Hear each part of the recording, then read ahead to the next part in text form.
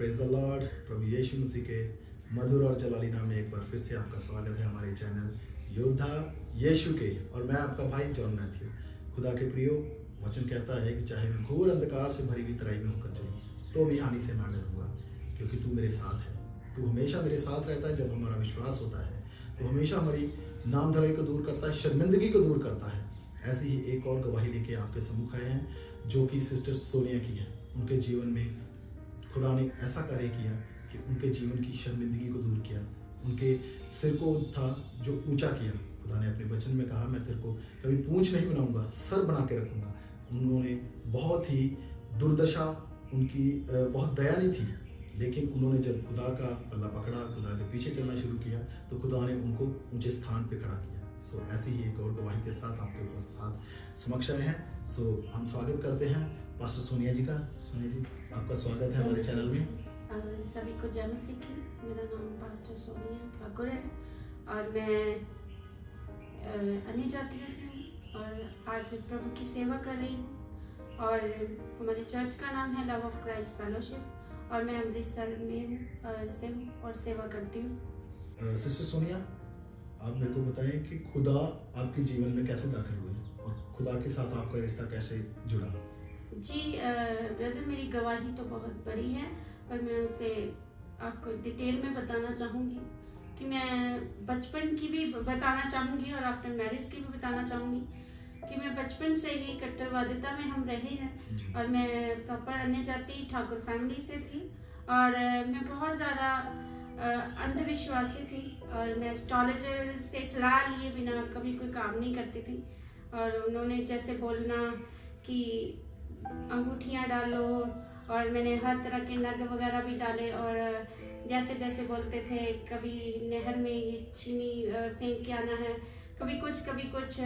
और राशिफल पढ़े बिना मैं घर से बाहर नहीं जाती थी। जब कुछ बुरी राशि होती थी तो आज बुरा होने वाला है, और अच्छा होता था तो अच्छा होने वाला है, ऐसे ही कुछ मेरे अंदर चलता रहता था। और मैं बहुत सारा फास्टिंग करती थी और आराधना करती थी शिव जी की, माता की, काली माता की और भैरवनाथ, बहुत सारे लेजेंड्स जितने भी मंदिर के अंदर होते थे उनकी आराधना करते थे।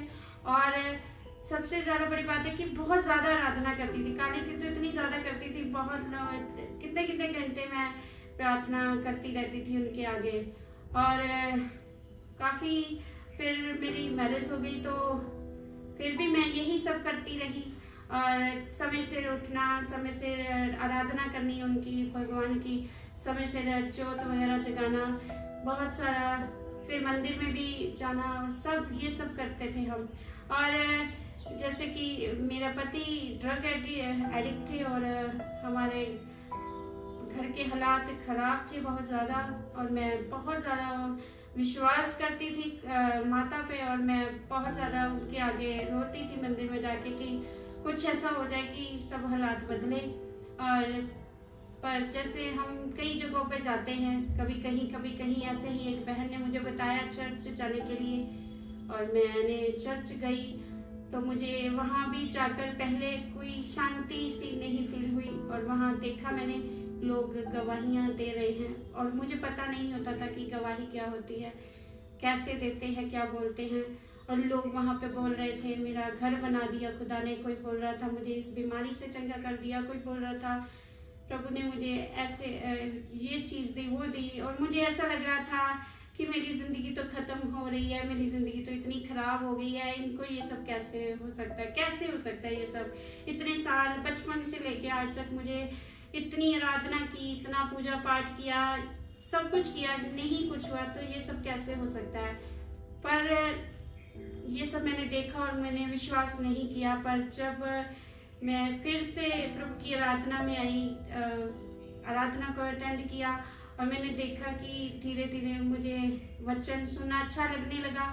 और इसके बाद गीत जो गाते थे वहाँ पर लोग, मुझे गीतों को भी देखा मैंने, और गाना मैंने घर जाकर शुरू किया, प्रार्थना धीरे धीरे शुरू की, और मेरा जो मन था धीरे धीरे इन चीज़ों में लगना शुरू हो गया।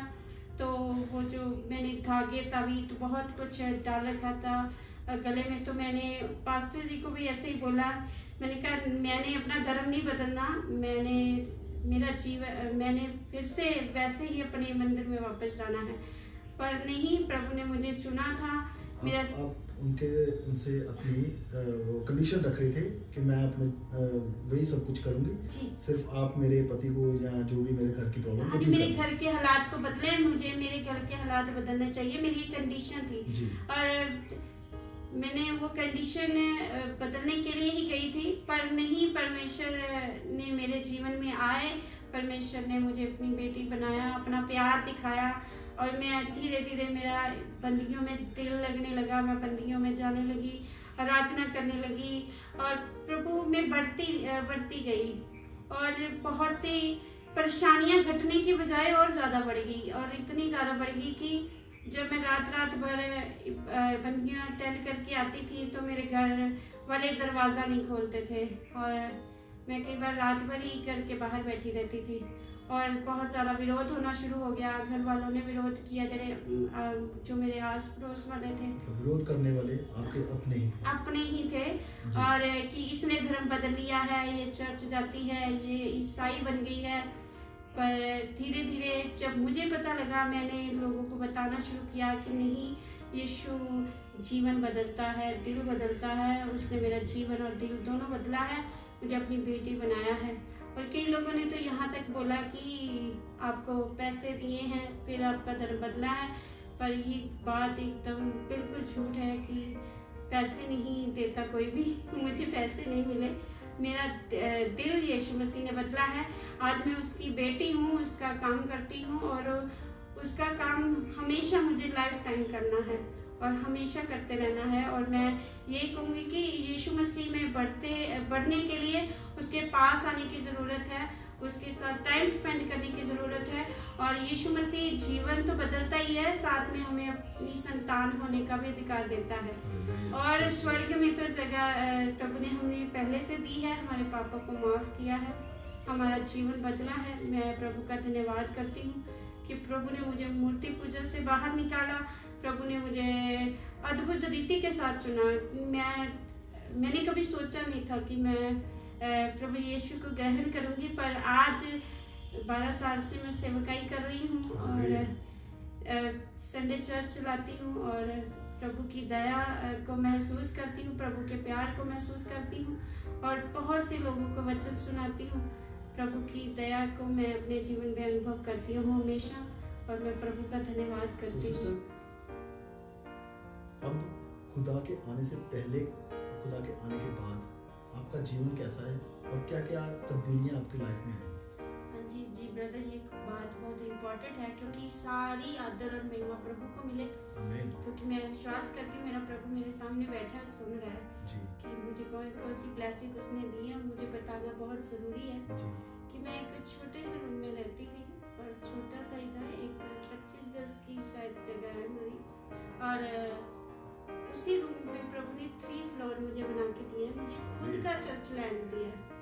सबसे बड़ी बात है, मेरा जीवन बदला है, और मैं एक ही अगुवे के साथ 11 साल से चल रही हूँ, और प्रभु बहुत ब्लेस्ड हैं वो, और मैं भी ब्लेस्ड हूँ।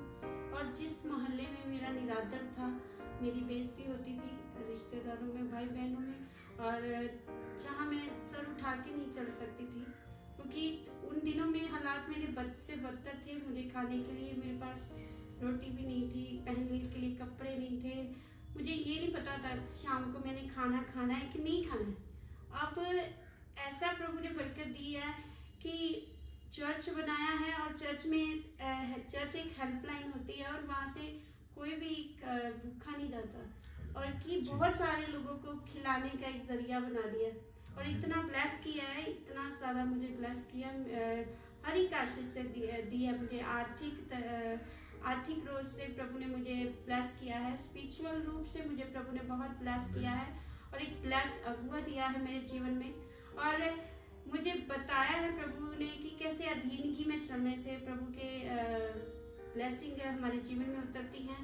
जब आप एक ब्लेस्ड पर्सन के साथ अपने जीवन में चलते हो तो ब्लेसिंग आती है। और मैं सभी लोगों को एक पर्सनली सुझाव देना चाहूँगी कि जब लोग चर्च जाएं और एक ही चर्च से जुड़े रहें, और परमेश्वर वहीं आपको फलवंत करेगा, क्योंकि परमेश्वर जहाँ लगाता है वहाँ ब्लेस करता है। मुझे प्रभु ने बहुत सारी ब्लेसिंग दी है, और अगर मैं उनकी गिनती करूँ तो कुछ मिनट नहीं चाहिए, बहुत लंबा समय चाहिए। पर मैं डिटेल में थोड़े ही शब्दों में बताना चाहूँगी कि प्रभु ने मुझे आर्थिक तौर में, स्पिरिचुअल तौर में मुझे बहुत ब्लेस किया है। जहाँ मेरा निरादर था, आज मुझे वही उसी जगह में आदर दिया है।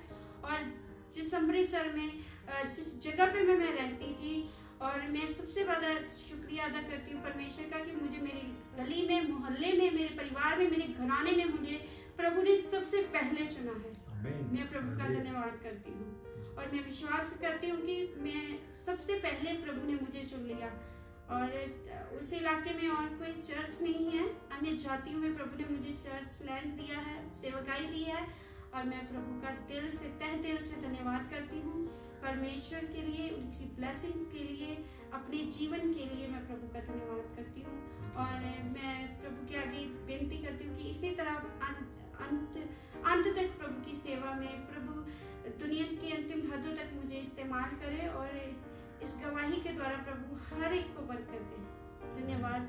जय मसीह। सो सिस्टर, आपकी इस सुंदर और अद्भुत गवाही के साथ आपने जो सब कुछ देखा, इस समय में कोई भी आपको संभाल नहीं सकता था।